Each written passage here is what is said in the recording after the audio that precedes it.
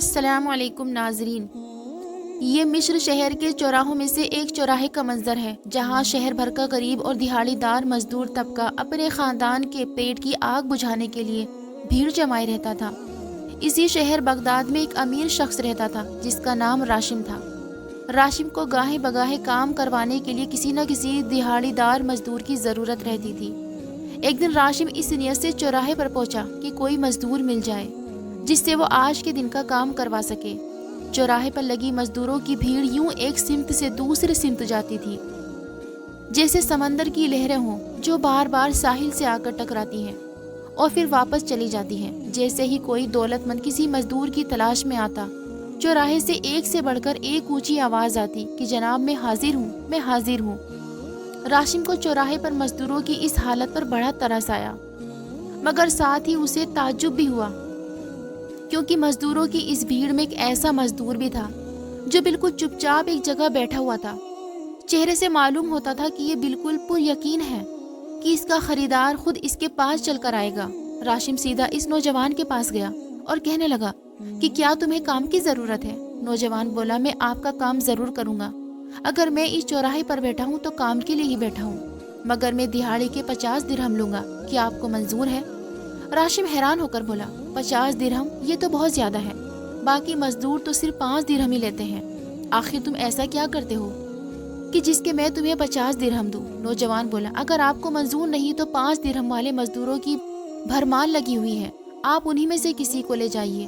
راشم کو بڑا تعجب ہوا، پھر کچھ سوچ کر بولا، اچھا ٹھیک ہے، مجھے منظور ہے۔ نوجوان بولا، ذرا رکیے، میرے کچھ شرائط بھی ہے، ان کی منظوری کے بغیر میں کبھی مزدوری پر نہیں جاتا۔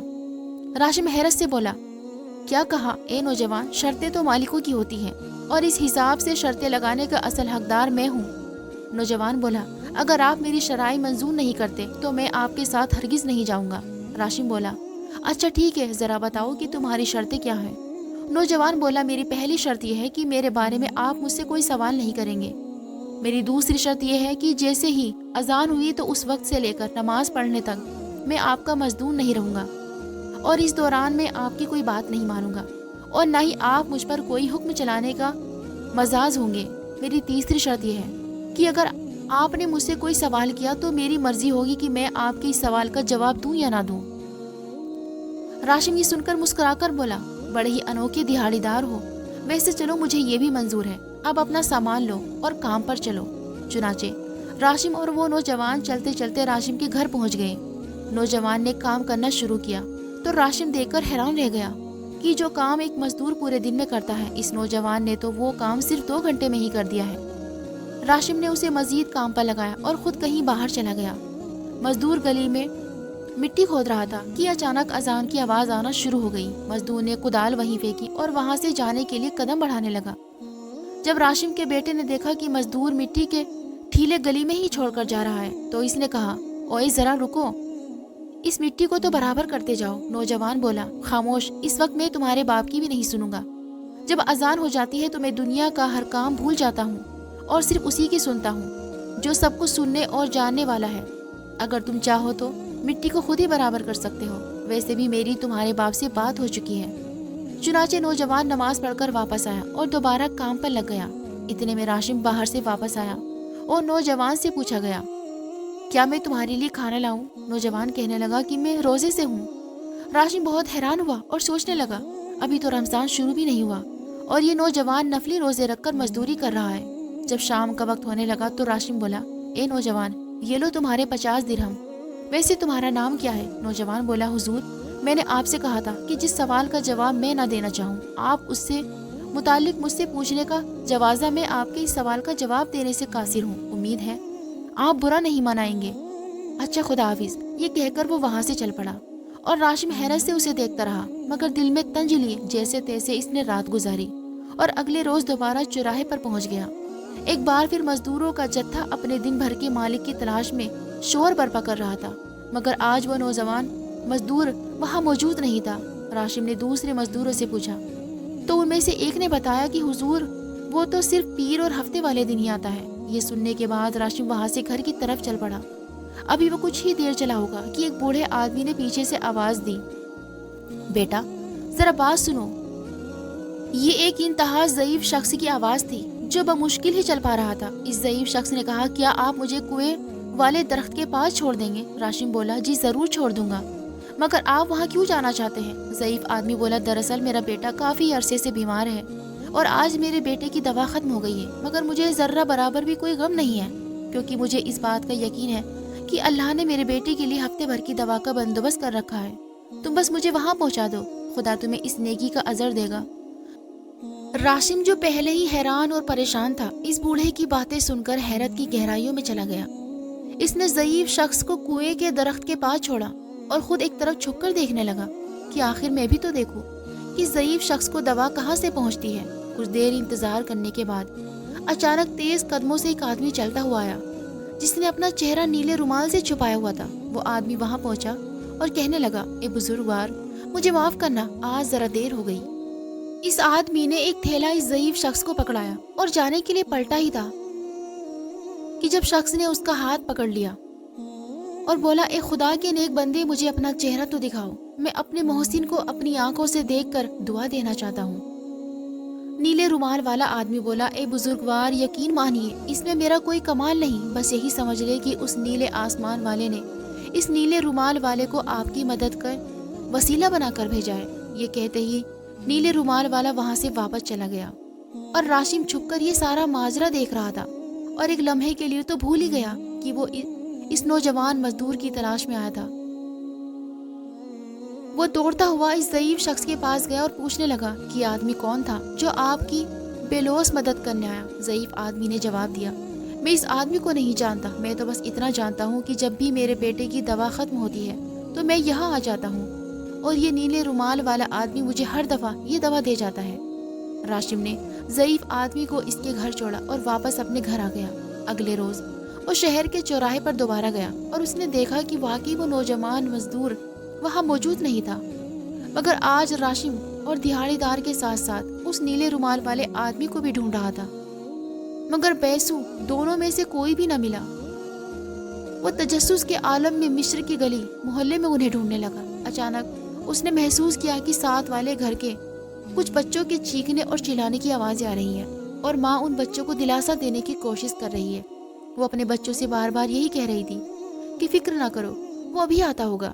راشم ابھی یہ سارا ماجرا دیکھ ہی رہا تھا کہ ایک گھڑسوار ہفتے بھر کے راشن کے ساتھ اس گھر میں داخل ہوا۔ یہ وہی نیلے رومال والا آدمی تھا۔ راشم دروازے کے قریب گیا تو دیکھا کہ چھوٹے بچے جو ابھی بھوک سے بلک رہے تھے، وہ مارے خوشی کے نیلے رومال والے سے لپٹ کر محبت کا اظہار کر رہے تھے اور ان کی ماں اپنے دونوں ہاتھ اٹھا کر اسے دعائیں دے رہی تھی۔ راشم ابھی یہ سارا منظر دیکھ ہی رہا تھا کہ نیلے رومال والا آدمی دروازے سے باہر نکلا۔ راشم نے اسے روکا اور پوچھا، اے خدا کے بندے، تم نے مجھے اپنا گروی بنا لیا ہے، مجھے بتاؤ تم کون ہو؟ اگر تم مجھے اپنے ساتھ رکھ لو تو خدا کی قسم میں ساری عمر تمہاری غلامی کروں گا۔ نیلے رومال والے نے اس کی طرف ایک لمحے کے لیے غور سے دیکھا، گویا اسے دیکھ کر مسکرا رہا تھا۔ دوسرے ہی لمحے وہ گھوڑے پر سوار ہوا اور بنا کچھ کہے وہاں سے ہوا کی طرح چلا گیا۔ جب نیلے رومال والا وہاں سے چلا گیا تو راشم اس عورت کے گھر میں داخل ہوا۔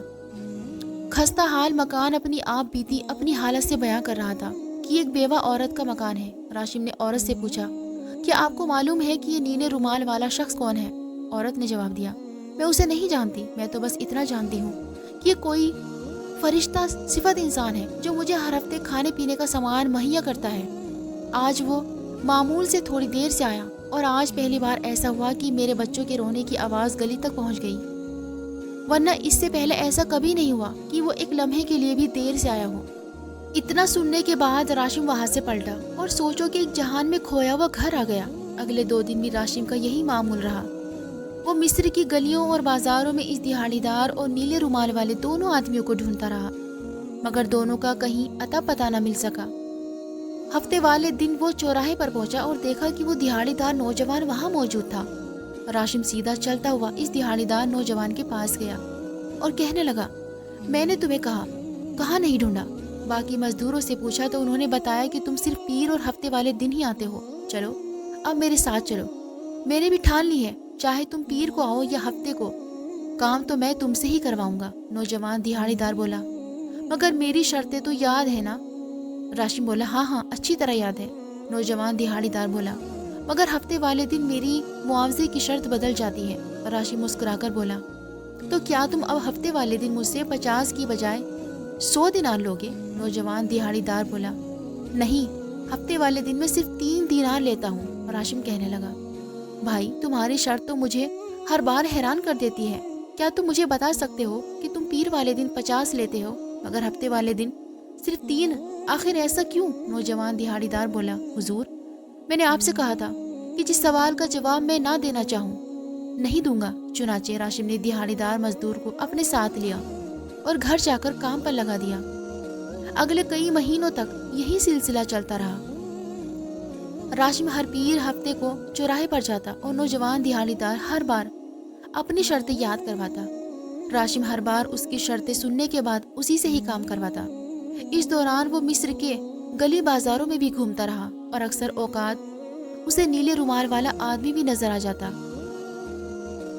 بار بار اسے کسی نہ کسی مزدور اور لاچار کی مدد کرتے ہوئے پاتا۔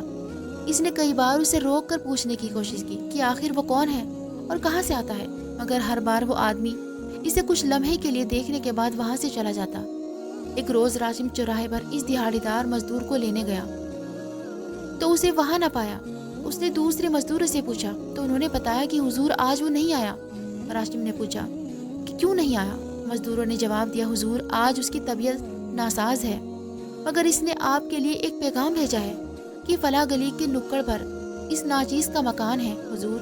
اس نے کہا تھا کہ وہ وہاں آپ کا انتظار کرے گا۔ راشم نے جب یہ سنا تو دوڑتا ہوا اس مکان کی طرف گیا۔ وہاں پہنچ کر اس نے دستک دی تو اندر سے آواز آئی، حضور اندر آ جائیے، دروازہ کھلا ہے۔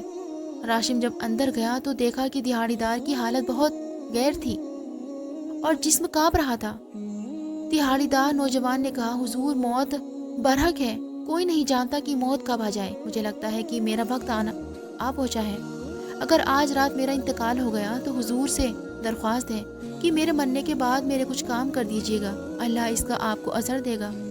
میں آپ کے ہر اس سوال کا جواب دینا چاہتا ہوں جس کا آپ مجھ سے اصرار کرتے تھے۔ اتنا کہنے کے بعد اس نے پاس پڑے ہوئے ایک چھوٹے سے صندوق کو کھولا اور اس میں سے ایک پیتل کی ہنڈیا نکالی جس کا منہ ڈھکن سے اچھی طرح بند ہوا تھا۔ نوجوان نے پیتل کی ہنڈیا راشم کو دیتے ہوئے کہا، حضور مصر کے چوراہے کے قریب ایک درخت ہے، یہ ہنڈیا لے کر آپ اس درخت کے نیچے کھڑے ہو جانا اور تب تک وہاں کھڑے رہنا جب تک ایک سفید داڑھی والے بزرگ وہاں نہ آ جائے۔ وہ آپ سے اس ہنڈیا کا تقاضا کریں گے، آپ یہ ہنڈیا ان کے حوالے کر دینا۔ پھر اس نے ایک انگوٹھی راشم کو دیتے ہوئے کہا، حضور یہ انگوٹھی خلیفہ کی امانت ہے، یہ آپ اسے پہنچا دیجیے گا۔ مجھے معلوم ہے کہ وہ آپ سے بات کرنے پر آسانی سے آمادہ نہ ہوگا کیونکہ آخر وہ بادشاہ ہے۔ حضور میری تیسری درخواست یہ ہے کہ میرے اس دنیا سے چلے جانے کے بعد میرے مردہ جسم کو چارپائی سمیت باہر گلی میں رکھ دینا، میرے کفن دفن کا انتظام ہو جائے گا۔ نوجوان نے انگوٹھی اور پیتل کی ہنڈیا لیتے ہوئے راشم نے کہا، میں تمہارے کام بخوبی انجام دوں گا، مگر میرے سوالوں کے تو تم نے جواب دیے ہی نہیں۔ تم کون ہو؟ تمہارا نام کیا ہے؟ ہفتے والے دن صرف 3 درہم لے کر تم پورا دن کام کرتے ہو، مگر پیر والے دن تم 50 درہم لیتے ہو۔ نوجوان بولا، اگر آپ نے میرے یہ سارے کام کر دیے تو آپ کو آپ کے ہر سوال کا جواب ضرور مل جائے گا۔ اب میں آپ سے درخواست کرتا ہوں کہ مجھے اکیلا چھوڑ دیں، میں اپنے رب کے ساتھ تنہائی چاہتا ہوں۔ آج رات میں نے بڑی لمبی معافی مانگنی ہے۔ راشم بولا، آخر میں تمہیں اس حال میں کیسے چھوڑ جاؤں؟ مگر نوجوان کے اصرار کرنے کی وجہ سے راشم نہ چاہتے ہوئے بھی وہاں سے آ گیا۔ اس رات راشم بری طرح بے چین رہا، پوری رات کروٹیں بدلتے بدلتے گزار دی۔ اللہ تعالیٰ کر کے سورج نے جب شفق کی سرخی بکھیری تو اس نے فوراً نوجوان دہاڑی دار کے گھر کی طرف دوڑ لگا دی۔ جب وہاں پہنچا تو دیکھا کہ دروازہ تو پہلے سے ہی کھلا ہے۔ راشم گھر کے اندر داخل ہوا تو خوشگوار ہوا کے جھونکے اس کا استقبال کر رہے تھے۔ جب کمرے میں جا کر دیکھا تو پتہ چلا کہ نوجوان کی روح تو پرواز کر چکی ہے۔ راشم کی آنکھیں اس منظر کو دیکھ کر آنسوؤں سے تربتر ہو گئی۔ اس نے وصیت کے مطابق نوجوان کے جنازے کو باہر گلی میں رکھ دیا اور تیزی کے ساتھ دوڑتا ہوا چوراہے کی طرف بھاگا اور ہنڈیا لے کر اس درخت کے پاس کھڑا ہو گیا جس درخت کا اس نوجوان نے ذکر کیا تھا۔ کچھ ہی دیر بعد لوگوں کا تانتا بندھنے لگا۔ وہ سب کے سب لوگ غریب اور بدحال تھے۔ راشم نے ان سب کو دیکھ کر حیران رہ گیا کہ آخر لوگ یہاں کیوں جمع ہونا شروع ہو گئے۔ وہ سب کے سب افسردہ چہروں کے ساتھ اس پیتل کی ہنڈیا کو دیکھ رہے تھے۔ کچھ ہی دیر بعد ایک سفید داڑھی والے بزرگ وہاں آئے اور راشم سے ہنڈیا لینے کے لیے ہاتھ آگے بڑھایا۔ راشم نے ہنڈیا ان بزرگ کے حوالے کر دی۔ بزرگ نے پرنم آنکھوں سے ہنڈیا کو کھولا اور اس میں ہاتھ ڈال کر باہر نکالا تو ہاتھ میں ایک نیلا رومال موجود تھا اور اس میں سے 2 درہم کھن کھن کرتے ہوئے زمین پر گر پڑے۔ در حقیقت یہ وہی نیلا رومال تھا جسے غریبوں کا مددگار انسان اپنا چہرہ ڈھانپنے کے لیے استعمال کرتا تھا۔ بزرگ کے ہاتھ میں نیلا رومال دیکھتے ہی چوراہا چیخو پکار اور آہوں بکا سے گونج اٹھا۔ چوراہے پر کوئی بھی شخص ایسا نہ تھا جس کی آنکھوں میں آنسو نہ ہو۔ راشم نے جب یہ سارا منظر دیکھا تو اپنے بہتے آنسوؤں کو روک نہ سکا۔ اس پر یہ راز کھل چکا تھا کہ وہی نوجوان دہاڑی دار دراصل نیلے رومال والا آدمی تھا۔ سفید داڑھی والے بزرگ نے راشم کی طرف دیکھتے ہوئے کہا، تم صحیح سمجھتے، یہ وہی اللہ والا نوجوان ہے جو ہفتے میں 2 دفعہ مزدوری کرتا تھا، پیر کو 50 درہم دے کر غریبوں کی مدد کرتا اور ہفتے کو جو 3 درہم لیتا تھا اس سے پورا ہفتہ خود گزارا کرتا تھا، اور جس دن بھی یہ فارغ ہوتا یہ صرف اللہ کی یاد میں مشغول رہتا تھا۔ اور اس رومال میں سے نیچے گرنے والے 2 درہم جو تم نے دیکھے یہ وہ اپنے کفن دفن کے لیے چھوڑ گیا ہے۔ جن لوگوں کی وہ مدد کیا کرتا تھا ان سب کو اس نے بتا رکھا تھا کہ اگر کسی دن میں تمہاری مدد کے لیے نہ ہوں تو تم سب لوگ اس چوراہے پر اس درخت کے قریب اکٹھے ہو جانا۔ اگر تم لوگوں کو یہ ہنڈیا اور رومال مل گیا تو سمجھ جانا کہ میں اس دنیا سے چلا گیا ہوں۔ راشم نے اس بزرگ سے پوچھا، مگر یہ نوجوان آخر تھا کون؟ کوئی اس کا والی وارث بھی تھا کہ نہیں؟ بزرگ نے جواب دیا، اس بات کا تو مجھے علم نہیں، مگر میں اتنا ضرور جانتا ہوں کہ آج مصر میں بہت سارے گھروں کے چولہے نہیں جلیں گے، بہت سے بیماروں کو دوا دینے والا مسیحا نہیں ملے گا، کتنی بیواؤں کے بچے بھوک سے بلبلائیں گے، میں نہیں جانتا۔ اس کے بعد سارا کا سارا مجمع جاروں قطار روتے ہوئے اس نوجوان کے گھر پہنچا جہاں گلی میں اس نوجوان کا جنازہ انتظار کر رہا تھا۔ سب نے مل کر نوجوان کے کفن دفن میں شرکت کی۔ راشم جب نوجوان کی آخری فرائض سے فارغ ہوا تو اسے یاد آیا کہ خلیفہ کی اس کی امانت پہنچانی ہے، چنانچہ وہ تیز قدموں سے دوڑتا ہوا محل کی طرف چل پڑا۔ جب وہ محل پہنچا تو دیکھا کہ خلیفہ اپنے وزیر کے ساتھ باغ میں ٹہل رہا تھا۔ راشم نے خلیفہ سے بات کرنے کی کوشش کی تو خلیفہ بولا، ابھی میرے پاس وقت نہیں، تم بعد میں آ جانا۔ راشم بولا، جناب میرے پاس ایک انگوٹھی ہے جو آپ کی طرف بھیجی گئی ہے۔ یہ سنتے ہی خلیفہ راشم کو دوسری طرف لے گیا اور بولا، دکھاؤ ذرا کون سی انگوٹھی ہے۔ راشم نے انگوٹھی دکھائی تو خلیفہ نے انگوٹھی کو پکڑ کر اپنے سینے سے لگا لیا اور انگوٹھی چومتے ہوئے پوچھا، تمہیں یہ انگوٹھی کہاں سے ملی؟ تمہیں خدا کا واسطہ مجھے اس انگوٹھی والے کے پاس لے چلو۔ راشم بولا، انگوٹھی والے کا تو انتقال ہو چکا ہے، آج ہی مصر بھر کے جم غفیر نے اسے دفنایا ہے۔ یہ سنتے ہی خلیفہ دہاڑے مار مار کر رونے لگا اور راشم سے کہا کہ مجھے اس کی قبر پر لے چلو۔ خلیفہ ننگے پیر مصر کی گلیوں میں دوڑتا ہوا نوجوان کی قبر سے جا کر لپٹ گیا اور روتے ہوئے کہنے لگا، میں نے تمہیں کہاں کہاں نہیں ڈھونڈا مگر تم نہیں ملے، اور اگر اب تم مل گئے ہو تو کس حال میں ملے ہو؟ راشم نے پوچھا، حضور آپ اس نوجوان کی موت پر اتنے غمزدہ کیوں ہیں؟ خلیفہ بولا، یہ جو قبر تم دیکھ رہے ہو یہ میرے بیٹے کی قبر ہے۔ دراصل یہ بچپن سے ہی ایک بزرگ کے پاس جایا کرتا تھا اور پورا دن اللہ تعالیٰ کی عبادت میں گزار دیتا تھا۔ اس نے مجھے کتنی بار سمجھایا کہ میں دنیا کے مال و اسباب کے پیچھے نہ بھاگوں۔ کئی بار اس نے مجھے تاکید کی کہ اگر میں یوں ہی دنیا کا مال و اسباب جمع کرتا رہا تو وہ مجھے چھوڑ کر چلا جائے گا۔ یہ کہتا تھا، ابا حضور اتنے گناہ مت کمائیے، اس کا بعد میں حساب نہ دیا جا سکے، مگر میں نے اس کی ایک نہ سنی۔ لوگ اپنی اولاد کو سمجھاتے ہیں مگر یہاں اولاد اپنے والدین کو سمجھا رہی تھی، مگر افسوس ہے مجھ پر، میں نے اس کی ایک نہ سنی، پھر مجھے بھی اس کی سزا ملی اور اس نے مجھ سے منہ پھیر لیا اور مجھے ہمیشہ کے لیے چھوڑ کر چلا گیا اور غربت کی طرح زندگی گزارنے لگا۔ اس کے بعد خلیفہ کافی عرصے تک اس نیک بزرگ کو ڈھونڈتا رہا اور آخرکار اسی چوراہے پر اس درخت کے پاس ان بزرگ کو کھڑے پایا۔ خلیفہ نے بزرگ کے قدموں میں گر کر سچے دل سے توبہ کی۔ اس نے ان بزرگ سے کہا کہ لائیے وہ نیلا رومال مجھے دے دیجیے، آج کے بعد میرا بیٹا جو کام چھوڑ گیا تھا میں خود اسے جاری رکھوں گا۔ میں وعدہ کرتا ہوں کہ یہ نیلا رومال میں خود اپنے چہرے پر لپیٹوں گا اور ایک غریب کے گھر جا کر اس کی مدد کروں گا۔ اس ویڈیو کو ایک لائک بھی ضرور کر دیجیے، کیونکہ لائک کرنے سے یہ اس ویڈیو کو اور بھی لوگوں تک پہنچاتا ہے، اور ہاں اس ویڈیو کو شیئر بھی کر دیں۔ ملتے ہیں اگلی ویڈیو میں، تب تک کے لیے اللہ حافظ۔